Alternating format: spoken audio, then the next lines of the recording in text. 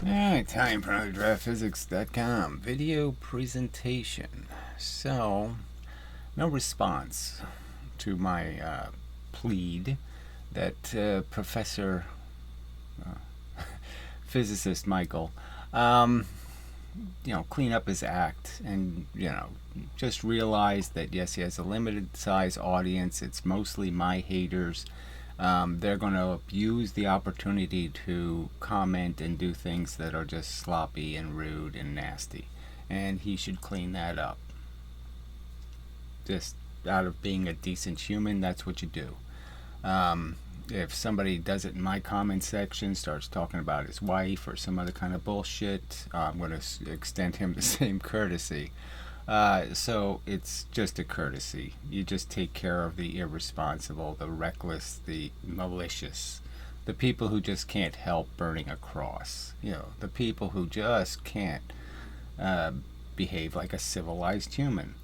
And you clean it up, but he didn't do it. So, I don't want to comment on the video any further. I don't want to participate in it. It's not even on any of my subjects. I shouldn't be referenced in the video in the first place. The whole thing is rather silly. The video isn't about me, and it certainly isn't about any of my physics. So, why am I the relevant subject of the comments? It's just kind of obvious that he should just clean that up. So anyway, he has done some videos at his college, let's call it. I could talk more about the college. I could talk blah blah blah, because it's all public. His name, all kinds of things are public. Is that the way I should address you? Is by your real name, the name you publish under? Frankly, you publish scientific papers under that name. Is that how you want me to refer to you? Because it's public? Because you can find it?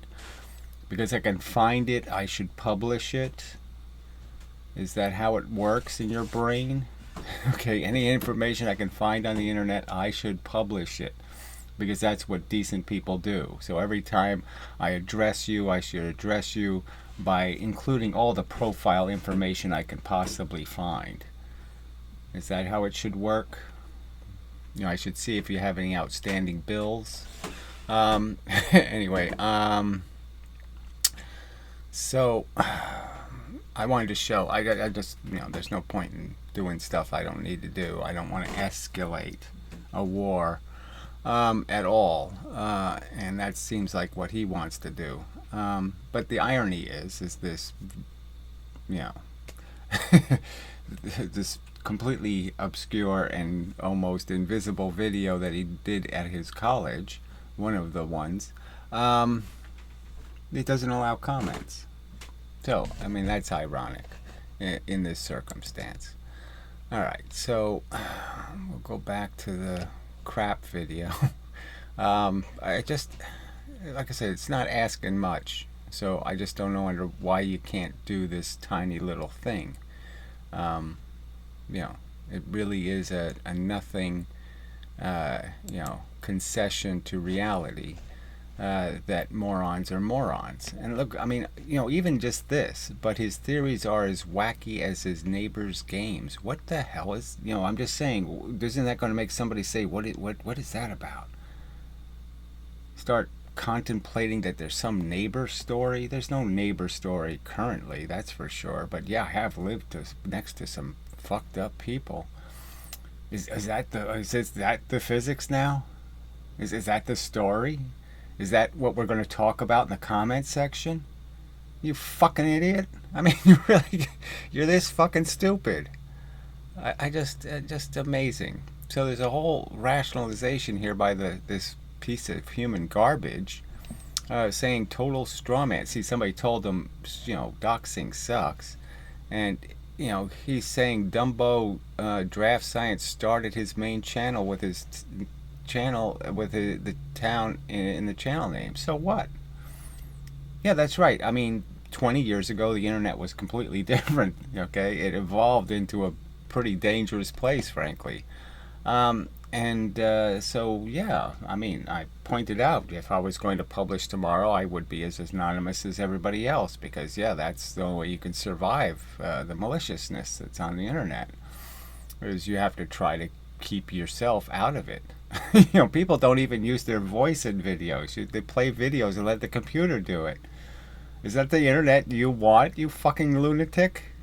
Nobody's on the internet. Everybody just has a synthetic, a fake thing. What do you call those? They made the movie of that name. You know, the I can't remember the name. Anyway, is that what it should be? I mean, it's just amazing. Even if I did publish, my information at some point in my thousands of videos, why would any human being with any kind of sensibilities that are reasonable think that's worth republishing? I don't, unlike Physicist Michael, I don't publish anything under my name. It's just not relevant. And certainly my location is not relevant, and my address isn't relevant, my family isn't relevant. Why are these things subjects for you? And the only answer can be because you're a terrorist, right? There's no other answer. It's because you want to take advantage of the fact that you can disturb people and upset them and potentially make my life difficult in some way. That's your whole plan. You don't have any other plan. Oh, amazing. And he lets this fucking idiot defend doxing in his comment section. This is what his physics video has been perverted into, is a defense of doxing. I mean, again, what does this mean? Let draft science be warned. What the fuck does this mean? God damn. It's just too stupid.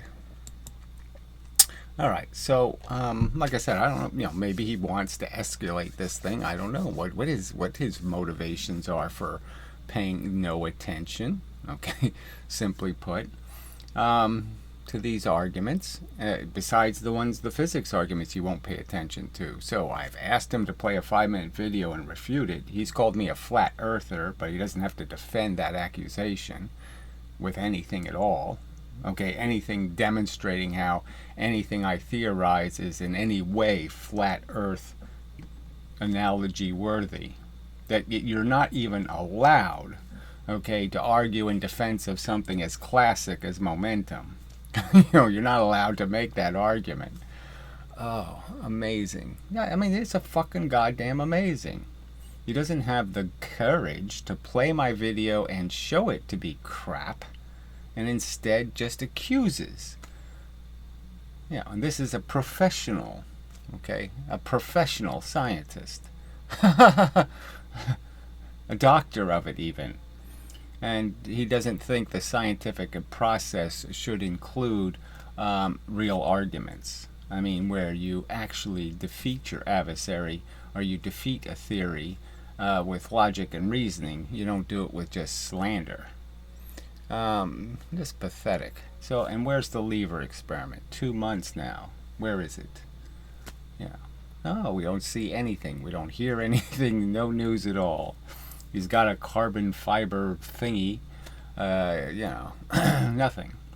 And then nothing on the idea that maybe he should just turn into a catapult, which I'm working on. I did get the clacky ball thing, but yes, I got what I paid for, which was absolute shit. But they should be usable in the sense that, they're not even solid plastic, and they're not very elastic. So they probably won't be using them for a Newton's cradle, but I could use them in the catapult experiment by giving them different weights, and so at least they'll be the same size and behave in a very similar manner, supposedly. And so that might work. But, whatever. So I'll try to do some physics now, but damn it.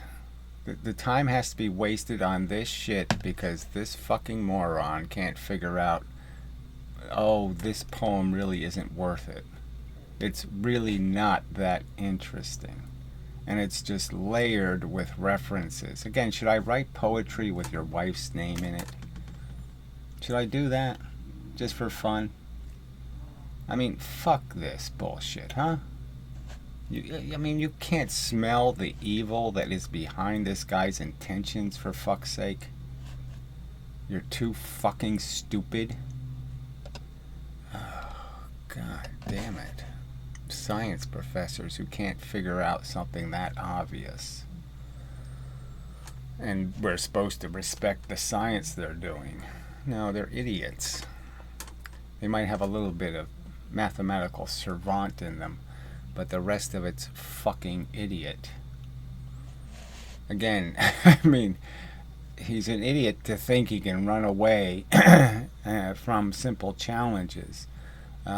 He claims to give a shit about this critical thinking thing, having some kind of perspective that's willing to engage in argument, and yet he won't tell me how much of a pain it is and how burdensome it is for him to respond to a 5-minute frickin' video and explain the flaws in it.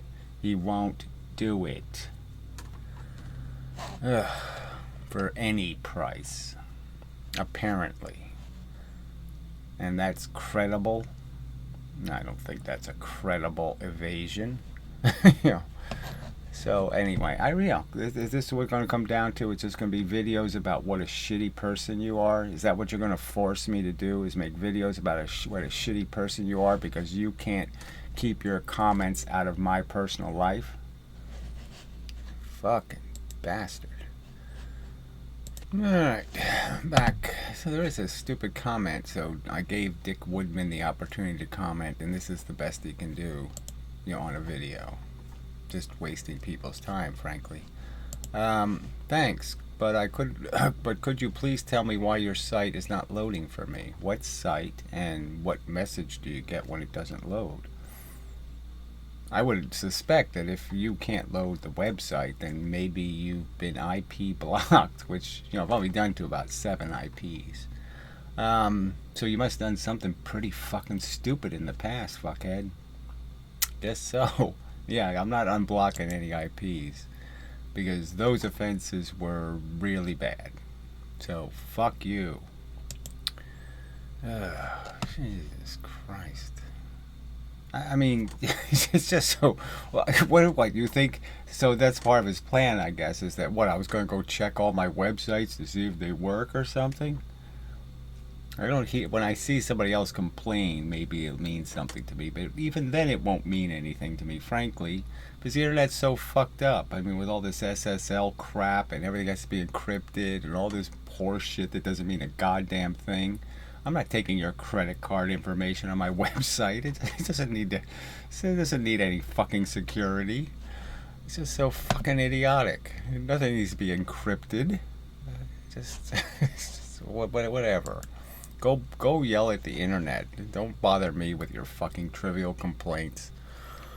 Ugh, shit. Alright, so we'll do some physics regarding the non-responses. So I did my follow-up statements regarding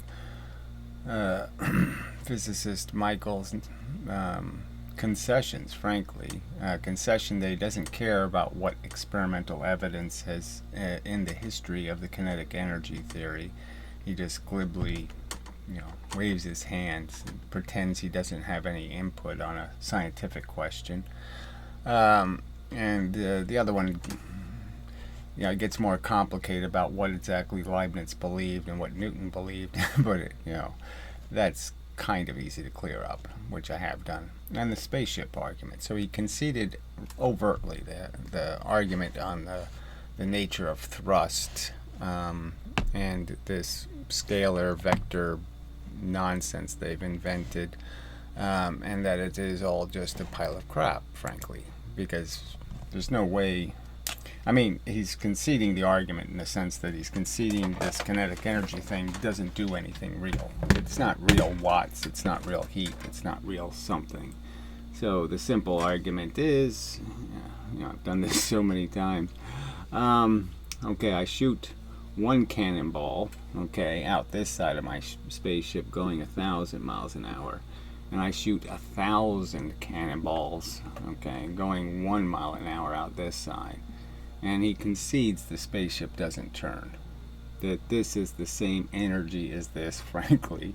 And the same capacity to change the material circumstances for this spaceship. It just keeps going this way. Alright. no change takes place. This equals this. Even though this is 1,000 times more energy. So if this was a megaton, it would be 1,000 megatons this way and only 1 megaton that way. So by their 1/2 mv squared theory, this is 1,000 times more energy, more heat, more power to blow stuff up, more stuff, more real moving stuff, more, it can knock down more pins. So it's like it's sort of like the 16-pound ball, you know, versus the 8-pound going twice the speed. You know, it's the same comparison. They're saying in theory it knocks down more pins, but it's not a real theory. It doesn't really do it. It's not real energy. So he's basically conceded the argument right there. So it's conceded, frankly, and yet he's going to claim that's, you know, I don't know he won't claim anything. He won't respond to the fact that he's conceded the argument. Okay. To my assertion that that's basically a concession to the argument. All right, and then you have the clay experiments of the 1700s, and I have attempted to explain that yes, it was a very nice visual experiment, right? You could just drop things into clay and you get a dimple in the clay, and the dimple for the, you know, heavier, the dropped further object. All he did was drop them from this, you know, 4 times the height to get twice the velocity. And his point was, look, twice the velocity, 4 of these fit inside of here. And yeah, but the thing is, it's sort of a physics test, right? And physicist Michael failed the physics test. Okay, he's a professor, but he failed this simple test that, oh, does that work? Is that how it really works? That this really has 4 times the energy? And the fact that it's 4 times the displacement might have something to do with this surface, and the fact that the less deep it goes, it doesn't get to take advantage of any of this pushing this way stuff, and it has to do pushing this way. So the less deep it goes, the more of this it does, and the less of this it does. So yeah, you probably don't have to be a great physicist to understand it's easier to do this.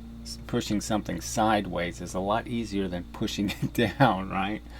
Down's a pain in the ass. The same thing happens for water waves, right? I mean, when they, when they bang in, when the pressure bangs in, it can't keep going forward. It wants to go forward, but the water doesn't compress, so it has to go up, and that's why there's a wave on the surface. It's because it's easier to punch against gravity than it is to build up a bunch of pressure pushing the water that way, because there's there's a lot of water that way to compress, and there's not that much to compress going up.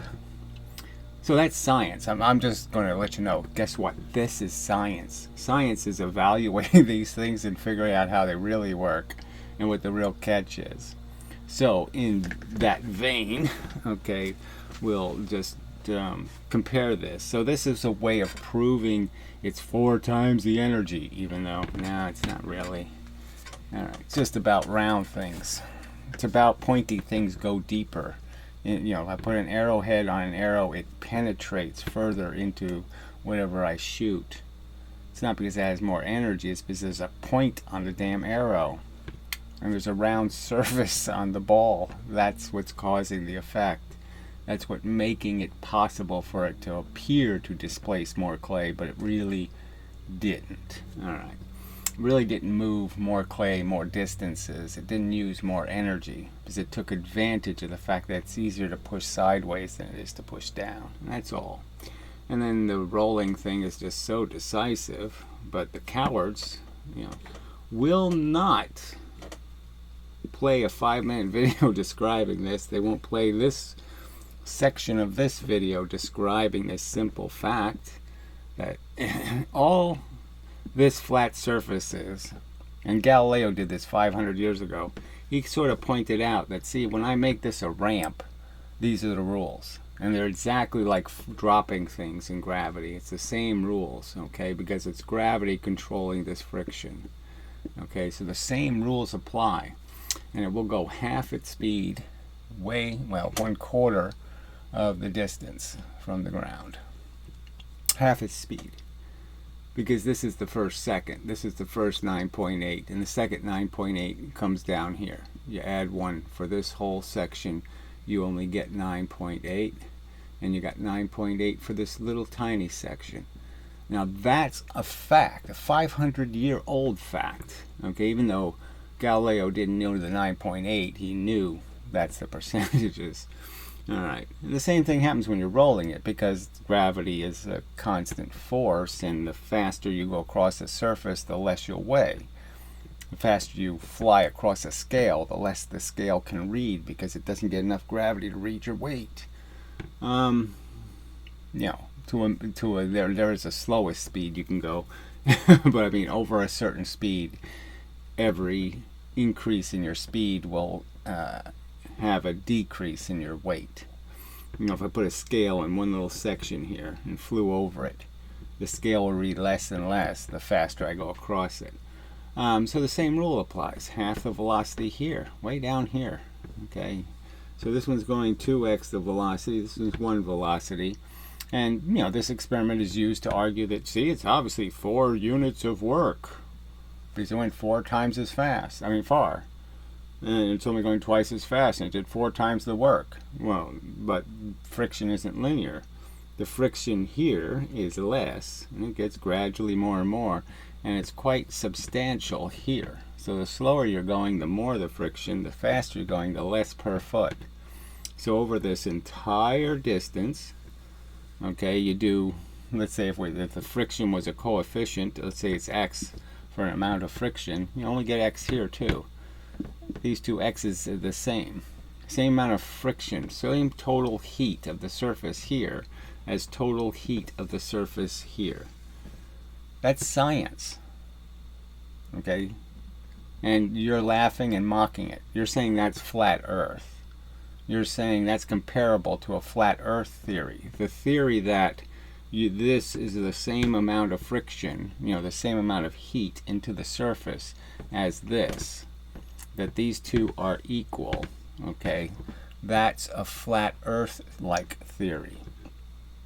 That's the argument your scientists are making right in your face. They're endorsing nonsense and calling this pseudoscience, or calling this anti-science, or calling this something against science.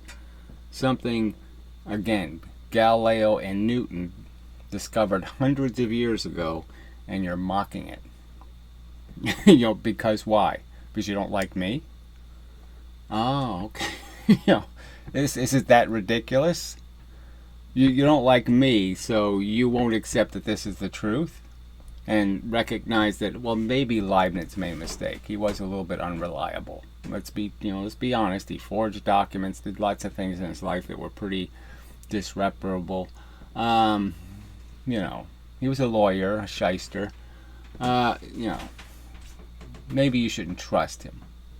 You know, maybe you should think about it and recognize that it's an obvious fact that this isn't 4 times the work. Okay, so even though it did 4 times the distance, it didn't do 4 times the work. It's an illusion. Okay, the 4 part is a deception. It's not really telling you the truth, because this really wasn't as much work, okay, as it looks. It looks like it's 3 units of work, but it's not. Okay, it was a lot easier. This was only 1/3 the work here, and 1/3 the work here, and 1/3 the work here. And this was a whole 1 over here. This was the really hard part. This part was really easy. Facts. You're ignoring, slandering, you're not disputing with a counter argument, and instead you're invading my privacy as your counter argument. Your counter argument is, I'm going to publish personal information. You know, I'm going to, and it's not really personal. It's just the kind of, I'm going to attack your personal security. That's your counter argument to these arguments, is to attack my personal security. All right, so this one is related to the subject, but it's a little different in the sense that I've pointed out that the Newton's cradle, okay, that I shouldn't even have to draw the regular Newton's cradle, right? Which everybody knows it works. But there's no scalar vector nonsense in Newton's cradles. Everybody knows that if I move this in with 3 times the momentum, and this has 2 momentums, I'm going to have 5. I'm going to always have to conserve the momentum. I can't ever lose momentum in a Newton's cradle. It just can't happen. And I can't make free momentum, obviously, either. So, the Leska guy sent me an email, like he thinks he can prove that somehow this is consistent with it. But anyway, he's not going to stand a chance. I'll draw it the way it is in the video.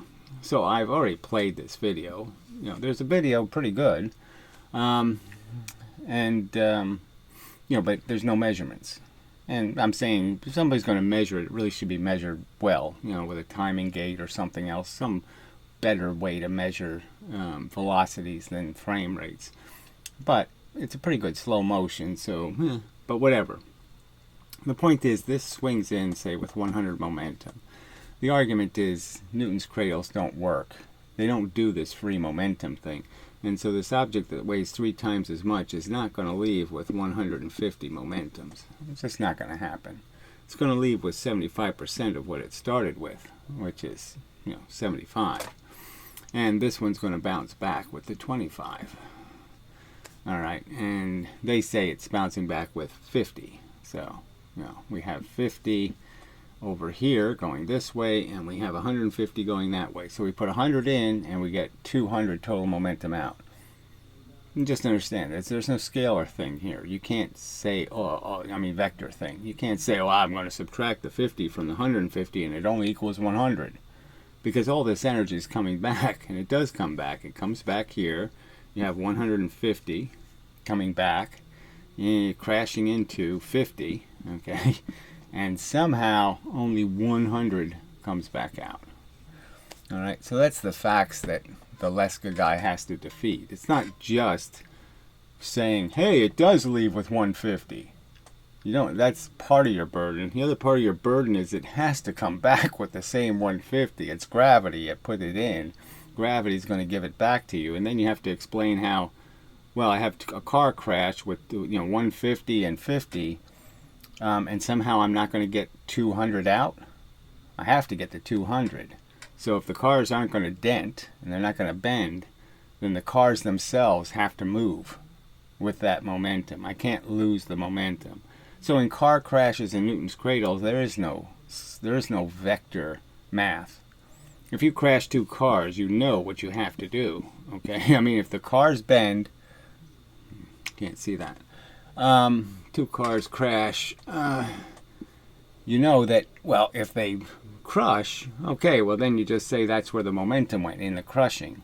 But if they can't crush, if they're elastic, that they actually have to return all of the momentum. All the momentum that went in has to be accounted for. So it all has to be here. 100% of the momentum has to be in this direction or this direction. It can't be nowhere. So the Newton's cradle is basically saying if you make that free energy, it has to show up here in this thing's movement. If this stops, all of it has to be here, and this has to have 200 momentums. And it obviously doesn't. It does exactly what you expect. It comes back about 95% of the distance, conserving 95% of the momentum. And then it just does it a whole thing all over again. So there's no way you're going to make this into a verification of this wacky free momentum experiment. It isn't going to duplicate the results. It isn't going to defend the mathematics. It's going to point out that the mathematics is crap. So these are the arguments he's evading. He won't respond to them in any kind of responsive way that is on the subject. He'll bring up relativity or some other horse shit and try to evade these proven mechanical tendencies, okay, in all the evidence. All the other times Newton cradles do something, they obey certain rules, and he's saying there's going to be an exception for this one experiment, and there's not going to be any exception. And again, every single thing you roll, doesn't matter how far you roll it, like even the first thing I pointed out about rolling twice the distance, the thing rolling 1 unit of distance, going 1 velocity, is also doing the same thing. As it rolls, it loses half its momentum 3/4 of the distance. So every single thing you use friction to take away its energy does exactly the same thing. Unless you make the subject, the surface lumpy or do something to make it inconsistent. But everything that rolls does exactly the same thing. It loses half its velocity after traveling 3/4 of the distance. It's a fact, okay, and a really meaningful one in this conversation. And no one in all of these comments has acknowledged the truth. Not one person in any of these comments will acknowledge that as a fact and then defend where there's 4 times the energy being displayed. Because there's only 2 times. Quite obviously. There's only twice as much energy in the ground when I give something twice the velocity. And the ground takes it. There's only twice the energy in the ground, not 4 times. Decisive proof, really. To anybody fair and honest and decent, it's a decisive proof. I won't say nail in the coffin, because obviously that's used so recklessly and very few nails actually work. But it's a really significant piece of evidence in the story of momentum and kinetic energy. It clearly does demonstrate that, yes, you can be fooled, okay, or you can be smart and not be fooled. Alright, so enough of a video. Got some physics in there, but apparently, like I said, PhysicistMichael has disengaged from a physics conversation and would prefer to get into a battle of personal attacks. So, whatever. Obviously, it's his choice to escalate, not my choice.